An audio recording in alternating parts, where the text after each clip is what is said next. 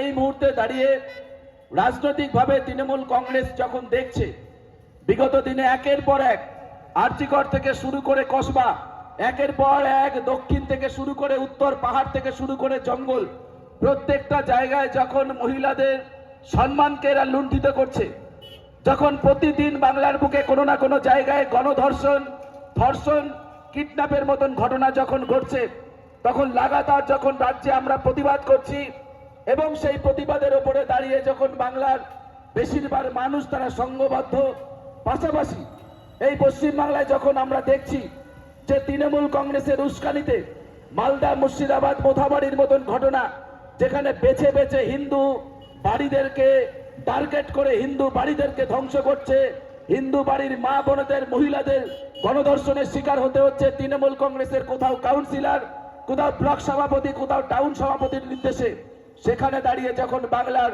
গোটা সমাজ থেকে যখন হিন্দু সমাজ একত্রিত হচ্ছে, ঠিক সেই সময় আমরা দেখলাম রাজনৈতিকভাবে তৃণমূল কংগ্রেস যখন রিপোর্ট পেয়ে গেছে 2026-এর নির্বাচন, মমতা বন্দ্যোপাধ্যায়ের বিসর্জন, ঠিক সেই সময় আমরা দেখলাম মানুষের মধ্যে তারা এক নতুন তত্ত্ব মানুষের মধ্যে তুলে ধরলো। কি তত্ত্ব? সারা ভারতবর্ষে নাকি বাঙালিদেরকে তাড়িয়ে দিচ্ছে। সারা ভারতবর্ষে যেখানে যেখানে বিজেপির সরকার আছে সেখানে সেখানে নাকি বিজেপি বাংলায় কথা বললেই তাড়িয়ে দিচ্ছে। তাই আপনাদের কাছে আমাদের মনে হয়েছে ভারতীয় জনতা পার্টির একজন কার্যকর্তা হিসাবে যে এই গাজনাবাসী, গাজনা এলাকার বাসীকেও আমাদের প্রকৃত সত্যটা তুলে ধরা উচিত। আমি আপনাদের কাছে বলতে চাই, দেখুন এলাকায় অনেক তৃণমূলের নেতা আছে, বিশেষ করে এখানে তো আরো অনেক বড় বড় নেতা আছে।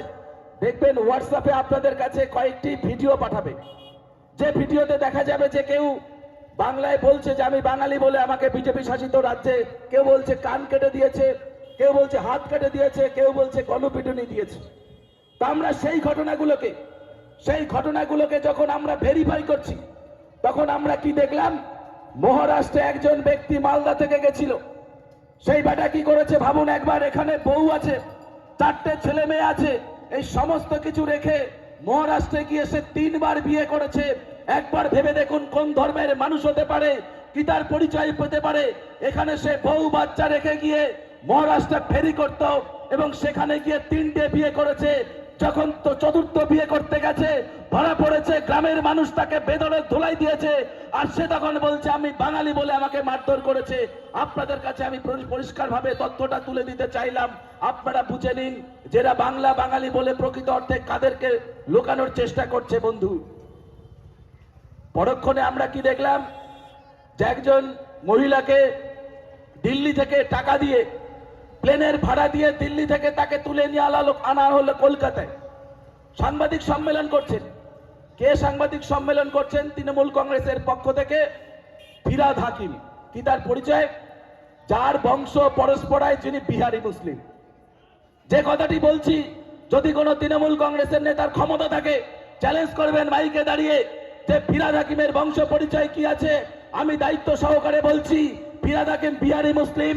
সেই ফিরাদ হাকিমকে দিয়ে বলানো হচ্ছে বিজেপি নাকি নন বাঙালিদের উপরে টর্চার, বাঙালিদের উপরে টর্চার করছে। একবার ভাববেন না যে যিনি নিজেই বাঙালি নয়, যার বংশ পরস্পরের বংশের শরীরের মধ্যে বিহারি মুসলিমদের রক্ত বইছে, সেই ফিরাদ হাকিম একজন মহিলাকে মঞ্চে দাঁড়িয়ে সাংবাদিক সম্মেলন করে তিনি বলছেন যে সেই মহিলাকে নাকি তার বাড়ি থেকে দিল্লি পুলিশ গিয়ে বলছে তুমি বাঙালি, তোমার স্বামী বাঙালি, আধার কার্ড দেখাও, ভোটার কার্ড দেখাও, তোমরা বাংলাদেশি, তোমাদেরকে গ্যারেজ করে দেব।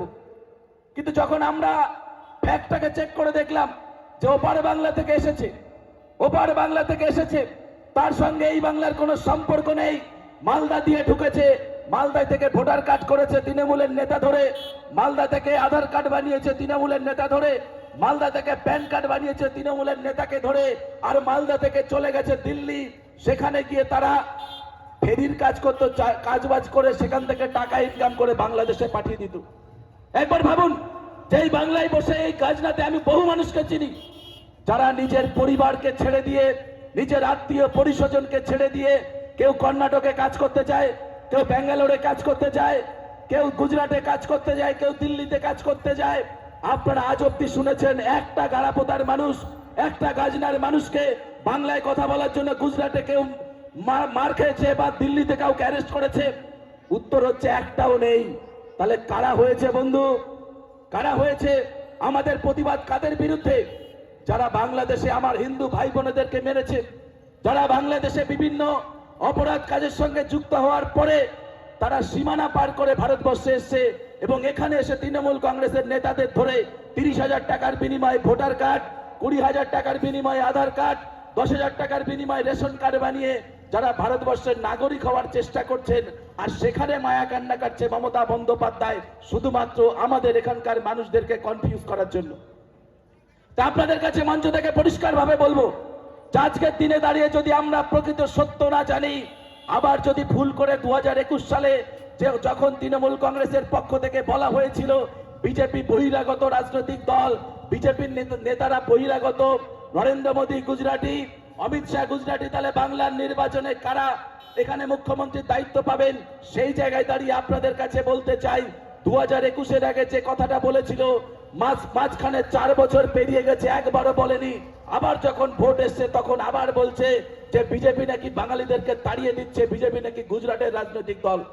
তাই আপনাদের কাছে বলতে চাই বন্ধু, যে মানুষগুলো এখানে দেখলেন যারা বসে আছে, যারা সামনে দাঁড়িয়ে বক্তব্য শুনছে বা যারা দূরে দাঁড়িয়ে বাজার করতে এসছেন বিভিন্ন জায়গা থেকে, ওই মাইকের স্পিকারের মধ্য দিয়ে আপনারা দাঁড়িয়ে শুনছেন যে বিজেপির কোন নেতা কি বলছে, সেই একটা মানুষও কিন্তু কেউ নন বাঙালি নয়, প্রত্যেকে বাঙালি, প্রত্যেকেই বাংলায় জন্মগ্রহণ করেছেন। এই বাংলাতে দাঁড়িয়ে তারা মরতে চান, গর্বের সঙ্গে বলতে চান যে আমরা গর্বিত বাঙালি, এবং প্রত্যেকটা মানুষই কিন্তু আজকে ভারতীয় জনতা পার্টির পক্ষে কথা বলছেন। তাই এই বাংলা বাঙালি বলে নতুন করে এলাকার মানুষকে আর বিভাজন করার কোন চক্রান্ত করলে বাংলার মানুষ, এলাকার মানুষ কিন্তু সেই দিকে পা দেবেন না। কারণ আমরা আপনাদের কাছে যে দাবিটা নিয়ে এসেছি, যারা বাঙালি বলতে সেই মানুষগুলোদেরকে টার্গেট করেছে, যারা ওপার বাংলায় বাংলাদেশি মুসলমান, যারা ভারতবর্ষের পার্শ্ববর্তী দেশ মায়ানমারে যারা রোহিঙ্গা মুসলমান, যাদেরকে মায়ানমারের সরকার যাদেরকে জায়গা দেয়নি, বাংলাদেশে যাদেরকে জায়গা দেয়নি, সেই সমস্ত রোহিঙ্গা মুসলমান যাদের সংখ্যা আজকে প্রায় 30 লক্ষ, তারা ভারতবর্ষের বিভিন্ন জায়গাতে তৃণমূল কংগ্রেসের নেতাদেরকে ধরে তারা জাল আধার কার্ড বানিয়েছে, জাল ভোটার কার্ড বানিয়েছে। আজকে মমতা ব্যানার্জি তাদের জন্য কাঁদছে, তাদের জন্য তারা মায়া কান্না কাটছে শুধুমাত্র ভোটের কথা মাথায় রেখে। তাই এলাকার মানুষকে এই জিনিসটা বুঝতে হবে। আমরা ভারতীয় জনতা পার্টির নেতৃত্বের পক্ষ থেকে আমরা কখনো বলিনি যে বিজেপি মুসলিমদের বিরোধী। আমরা তো পরিষ্কারভাবে বলতে চাই, ভারতবর্ষে আমাদের যতটা অধিকার আছে, এখানকার যিনি স্থানীয় মুসলমান তারও ততটা অধিকার আছে। সে হতে পারে আমাদেরকে ভোট দেন না, কিন্তু আমরা আশাবাদী আগামী দিন নিশ্চয়ই ভোট দেবে। কিন্তু একবার ভাববেন না, আমি মূলত এই এলাকার যে সমস্ত সংখ্যালঘু ভাই বোনেরা আছেন তাদের কাছে আমরা বলতে চাই যে মানুষগুলি 1947 সালে যখন দেশ বিভাজন হচ্ছে, 1947 সালে পার্টিশনের সময় যারা বাংলাদেশ বা পাকিস্তানকে নিজের দেশ মনে করেছিল, উর্দু ভাষাকে যারা নিজের ভাষা মনে করেছিল, তারাই তো পাকিস্তানে চলে গেছিল। আজকে সেই মানুষগুলোকে কেন ভারত সরকার তাদেরকে নিজেদের দেশে জায়গা দেবে? একবার ভাবুন তো, আজকে কেন জায়গা দেবে? একবার ভেবে দেখুন, বাংলাদেশ থেকে যে মুসলিমগুলো পশ্চিমবাংলা সহ গোটা ভারতবর্ষে এসেছে, যাদের সংখ্যা আজকে প্রায় 40 লক্ষ, একটা দুটো সংখ্যা নয়, আমাদের নদিয়া জেলার টোটাল ভোটারের থেকে অনেক বেশি। এই বিপুল পরিমাণ সংখ্যা ওপার বাংলা থেকে তারা এখানে এসেছে, এখানে এসে বলছে ভারতবর্ষের নাগরিকত্ব আমরা চাই। আর মমতা ব্যানার্জি এই 70 লক্ষ ভোটার যখন দেখছেন যে 2024 সালে আমরা পেয়েছি 2,32 লক্ষ ভোটার, আর আমাদের থেকে 50 লক্ষ ভোট মাত্র বেশি পেয়েছে তৃণমূল কংগ্রেস। আর সেখানে দাঁড়িয়ে শুধুমাত্র 70 লক্ষ ভোটার যদি অবৈধ ভোটার থাকে, এই ভোটারগুলো যদি বাংলায় থেকে যায়, তাহলে নির্বাচনে তৃণমূল কংগ্রেস কাজে লাগাবে, আর তারা সকলে তৃণমূল কংগ্রেসকে ভোট দিলে তারা আরেকবার জিতে যাবে। এই জায়গা থেকে, এই ক্যালকুলেশন থেকে আজকে তৃণমূল কংগ্রেস তারা বাংলা বাঙালির বিভাজন করতে চাইছে। মনে রাখতে হবে, এই বিভাজনের সঙ্গে বাংলার মানুষের কোনো সম্পর্ক নেই, এই বিভাজনের সঙ্গে বাংলার মহিলাদের কোনো স্বার্থ নেই, এই বিভাজনে বাংলার তরুণ প্রজন্মের কোনো স্বার্থ নেই। প্রত্যেকটা ক্ষেত্রে আমরা প্রমাণ করে দিতে পারি বাংলা সরকার শুধুমাত্র ভোটের জন্য এই কাজটা করছে, আখেরে কিন্তু এতে ক্ষতিগ্রস্ত হবে বাংলার সর্বস্তরের মানুষ। তাই আমরা আপনাদের সামনে বক্তব্যের মাধ্যমে পরিষ্কার এই তথ্যটা তুলে দিয়ে যাচ্ছি যে 70 লক্ষ অবৈধ ভোটার, যারা বাংলার ভোটার নয়, যারা আমাদের দেশের ভোটার নয়, যারা বাংলাদেশে হিন্দু শরণার্থী নয়, যারা পাকিস্তান থেকে আসা হিন্দু শরণার্থী নয়, যারা মূলত রোহিঙ্গা মুসলমান, যারা বাংলাদেশের মুসলমান, সেই সমস্ত মানুষের সঙ্গে ভারতবর্ষের কোনো সম্পর্ক নেই। আগামী দিনে এসআইআর করে এই প্রত্যেকটা মানুষকে আইডেন্টিফিকেশন করা হবে এবং আমরা দায়িত্ব নিয়ে বলে যাচ্ছি, ভারতবর্ষের যারা মুসলমান তাদেরকে রক্ষা করার দায়িত্ব আমাদের। ওপার বাংলায় যারা হিন্দু রয়েছেন তারা যদি ধর্মীয় ভাবে এখানে আসেন তাদেরকেও রক্ষা করার দায়িত্ব আমাদের। কিন্তু ওপার বাংলার মুসলমান যারা রোহিঙ্গা মুসলমান তারা ভারতবর্ষের নাগরিক হতে পারবে না। তোমরা যতই চেষ্টা করো না কেন, যতই যা করণের দাও না কেন, আজকে পরিষ্কার ভাবে নির্বাচন কমিশন বলে দিয়েছে, নো এসআইআর, নো ইলেকশন।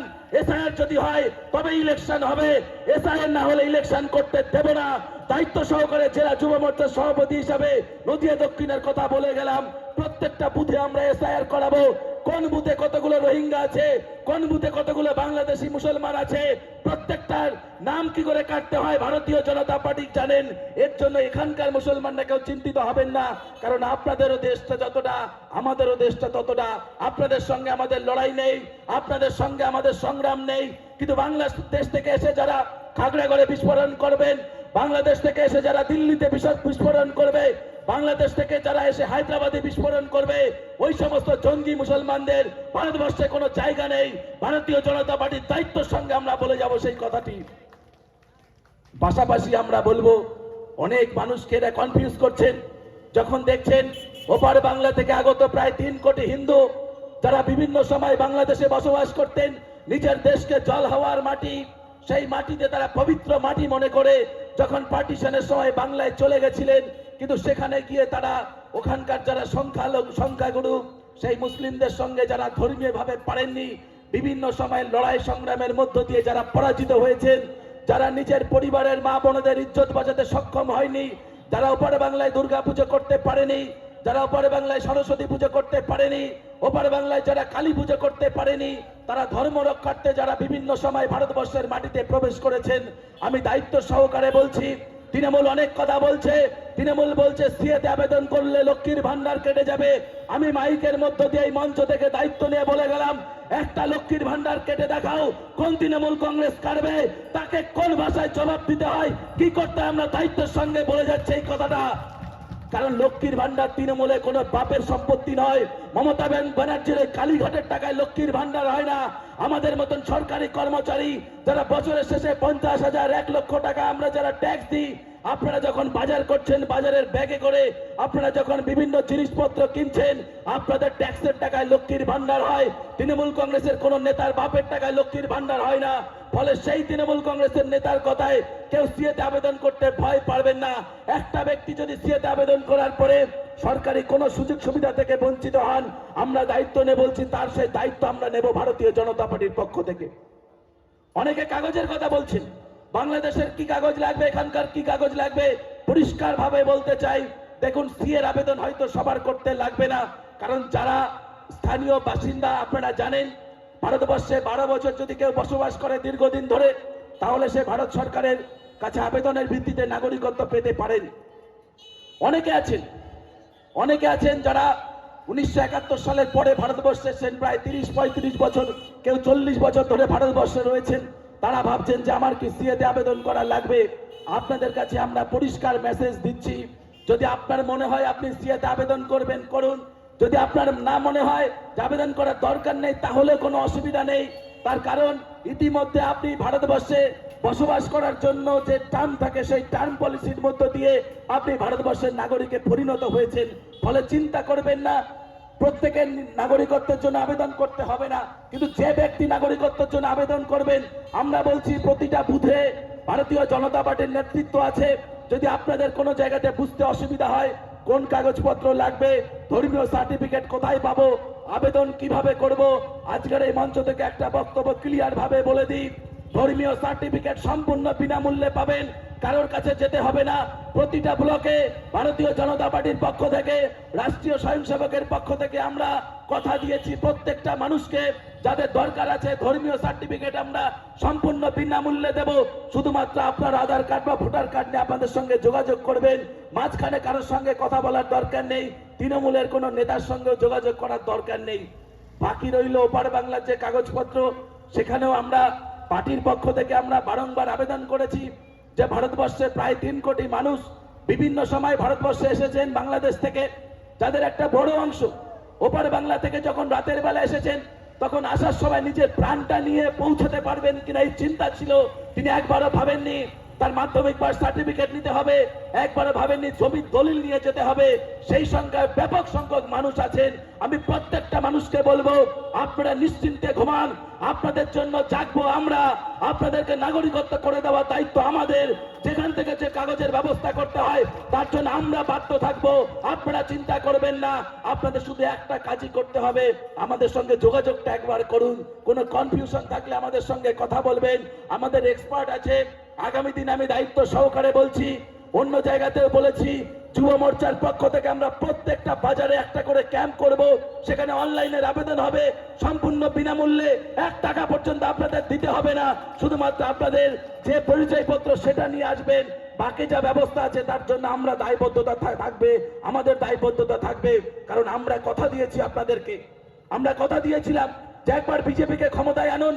ভারতবর্ষে বিজেপি ক্ষমতায় আসলে ওপারে বাংলার উদ্বাস্তুদের দেখার জন্য একমাত্র ভারতীয় জনতা পার্টি আছে, অন্য কোনো রাজনৈতিক দল নেই। বিভিন্ন জায়গায় গিয়ে আমরা শুনি, মূলত অবাক হয়ে যায়। একজনের ব্যক্তির কথা আমি বলবো, এখান থেকে খুব বেশি দূরে নয়, আপনারা চেনেন তাকে।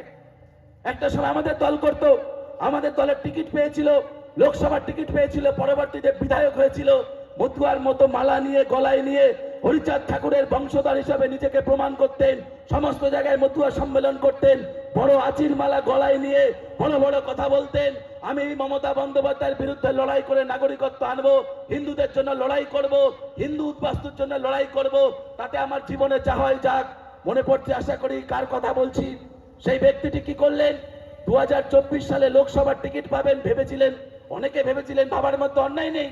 কিন্তু তিনি যখনই পেলেন না, যার বিরুদ্ধে লড়াই করলেন, যে পার্টির বিরুদ্ধে লড়াই করলেন, সেই পার্টিতে গিয়ে পাল্টি খাচ্ছেন। পাল্টি খেয়ে আবার সেই মতুয়াদের মঞ্চ থেকে বলছেন বিজেপি নাকি মতুয়াদের সম্মান দেয় না, বিজেপি নাকি মতুয়াদের বিভাজন করছেন ভুল পথে। তাই আমি এই মঞ্চ থেকে তাকেও বলতে চাই, রাজনৈতিকভাবে একটা মানুষ কতটা নিচে নামলে এই ধরনের মানসিকতা আসতে পারে একবার ভেবে দেখুন। নিজের পরিচিতি তৈরি করতে চেয়েছিলেন মতুয়াদের জন্য, যে প্রত্যেকটা মতুয়া আজকে নিজের মাথায় আশীর্বাদ হিসাবে নরেন্দ্র মোদীজিকে বসিয়েছেন। যারা ভেবে দেখেছেন, এবার বাংলায় এসে অনেকে শিক্ষিত হয়েছেন, কেউ WBCS হয়েছেন, কেউ IAS হয়েছেন, কেউ IPS হয়েছেন, কেউ ঠিকা শ্রমিক হয়েছেন। কিন্তু একবার ভেবে দেখুন তো, আমাদের নামের পাশে আমরা যারা ওপার বাংলা থেকে এসেছি, কোনো না কোনো সময় ধূর এই তকমাটার বলা হতো। যখনই কেউ ওপার বাংলার লোক দেখতো, সে WBCS অফিসার হোক, তাকে বলতো তুমি বাংলাদেশ, তুমি বাংলাদেশ থেকে এসেছো, একটা অন্যরকম নজরে দেখতো। যারা মতুয়া, আমি ব্যক্তিগতভাবে দেখেছি, এই মতুয়া পরিবারের সন্তান। প্রতি বুধবারে আমার বাড়িতে হরিসভা হয়, বছরের শেষে মহোৎসব করি, ঠাকুরনগর যাই।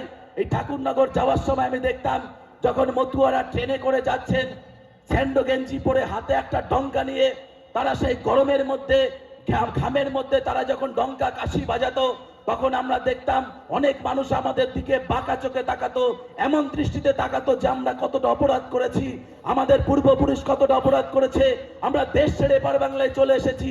আজকে সেই মতুয়াদের যখন সম্মান ফিরিয়ে দিচ্ছে কেন্দ্রের সরকার, নরেন্দ্র মোদীজির সরকার, সেখানে দাঁড়িয়ে একজন মতুয়ার স্বঘোষিত নেতা, যিনি নিজেকে হরিচাঁদ ঠাকুরের জায়গায় তুলে নিয়ে গেছিলেন, প্রায় গুরুচাঁদ ঠাকুরের জায়গায় প্রায় তুলে নিয়ে গেছিলেন, তিনি সেই মতুয়াদেরকে নিয়ে আরেকবার সেন্টিমেন্ট খেলছেন। তাই আপনাদের কাছে এই সমস্ত ধর্ম ব্যবসায়ীদেরকে দূরে রাখার জন্য আমি আহ্বান জানাবো। মনে রাখবেন, রাজনীতিটা হবে জনগণের স্বার্থে, রাজনীতিটা হওয়া উচিত সাধারণ মানুষের স্বার্থে, রাজনীতিটা হওয়া উচিত গ্রামের খেটে খাওয়া প্রান্তিক স্তরের মানুষের জন্য। কিন্তু এরা শুধুমাত্র রাজনীতি করেন নিজের আখের গোছানোর জন্য। তাই এদের থেকে সাবধান থাকতে হবে। পাশাপাশি আরেকটি কথা বলে আমি আমার বক্তব্য শেষ করব।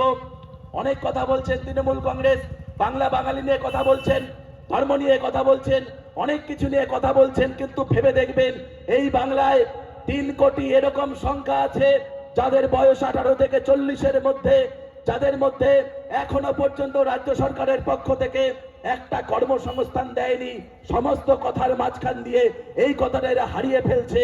আজকে এই বাংলায় দাঁড়িয়ে যিনি তৃণমূল করেন, যিনি CPM করেন, যিনি কোনো পার্টি করেন না, যিনি হিন্দু, যিনি মুসলিম, যিনি শিখ, যাই হোক না কেন, একটা জায়গায় সকলে মিলিতভাবে আমাদের সঙ্গেও তারা শপথ করছেন যে বাংলা থেকে কর্মসংস্থানকে তুলে দেওয়া হয়েছে। অর্থাৎ যেখানে প্রতি বছর আমরা দেখেছি, আমরা যখন কলেজে পড়তাম তার পরবর্তী সময় প্রতি বছর স্কুল সার্ভিস কমিশন হতো, প্রতি বছর প্রাইমারি স্কুলের শিক্ষক নিয়োগ হতো, প্রতি বছর স্কুলের ক্লারিক্যাল শিফট নেওয়া হতো, ওয়েস্ট বেঙ্গল পুলিশের নিয়োগ হতো, কলকাতা পুলিশের নিয়োগ হতো, কলকাতা কর্পোরেশনের নিয়োগ হতো, পৌরসভা থেকে শুরু করে পঞ্চায়েত বিডিও অফিস, জেলা পরিষদ সমস্ত অফিসে নিয়োগ হতো। আর বাংলার মানুষ, এলাকার মানুষ অন্তত তাদের চোখের সামনে একটা স্বপ্ন ছিল যে পড়াশোনা করলে হয়তো আমরা চাকরি বাকরি পেতে পারি। আজকে ভেবে দেখুন, তরুণ প্রজন্মের কাছে গিয়ে প্রশ্ন করবেন যে তোমরা পড়ছো না কেন, তোমাদের অসুবিধা কোথায়, মুখের ওপরে জবাব দেবে যে মমতা বন্দ্যোপাধ্যায় যতদিন বাংলায় ক্ষমতায় থাকবে ততদিন আমরা পড়াশোনা করব না, কারণ পড়াশোনা করলে চাকরি হবে না।